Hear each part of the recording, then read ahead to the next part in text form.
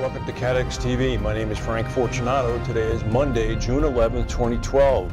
There was some seismic activity in the eastern Mediterranean yesterday. Areas of Greece and Turkey were struck by earthquakes. The biggest quake was a 6.0 on the Richter scale. Shaking was felt in the Greek holiday island of Rhodes and also in southwestern Turkey in a resort town of Fethiye, which is popular with tourists. There were no deaths, but a number of people were injured. One of the quakes, the 6.0, was the largest in 40 earthquakes, tremors, I should say, that struck the area in 24 hours. In the United States, it seems as if the United States Secretary of Commerce, John Bryson, is in a little bit of trouble. He was cited in a felony hit-and-run case after allegedly crashing his car into two vehicles in California on June 9th when he was out there to give a graduation address.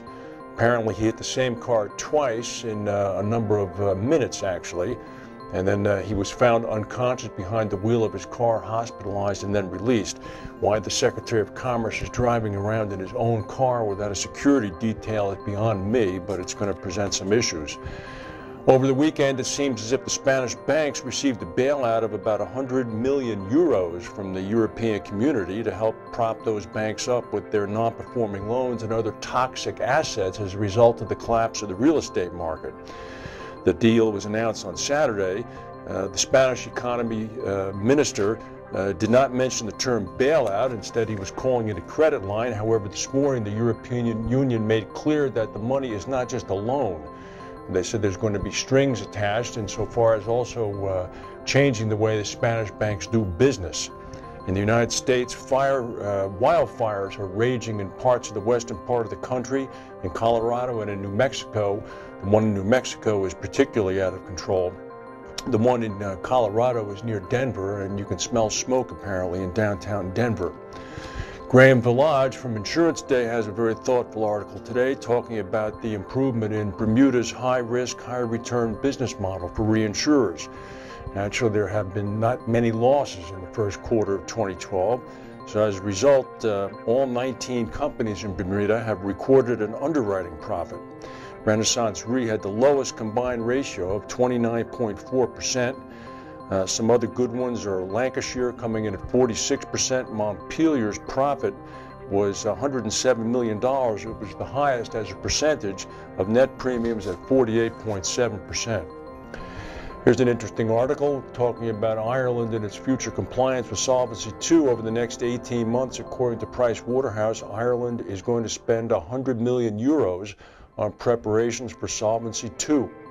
EU insurers have been faced with complying with multiple mandates for Solvency II now for nearly 10 years.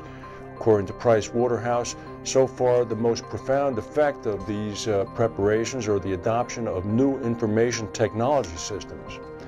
Officials from the United States National Transportation Safety Board have arrived in Lagos today to help examine the wreckage of the Dana Airlines June 3rd crash that killed 153 people. The crash-proof recorders on the jet, the black boxes, are already in the U.S.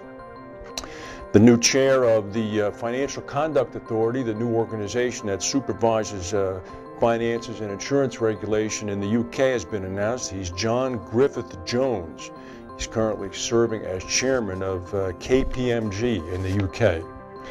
And meanwhile, here's an interesting story. Apparently, last month, from what we can determine, David Cameron, the British Prime Minister, out with his family on Sunday afternoon for a Sunday pub lunch, a traditional British event, ended up misplacing his 8-year-old daughter, who had left the group and gone to the restroom.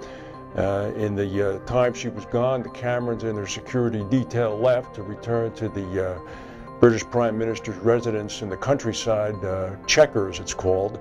Halfway home, they realized they didn't have the child. It was a classic case of Mr. Cameron thinking that the child was in the following car with his wife, and the wife thinking that the child was in his car with his security detail.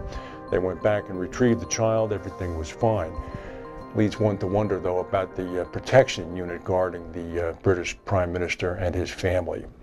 That's the news for today. If we have any breaking news, we'll come back and tell you. Thank you for watching, and we'll see you tomorrow.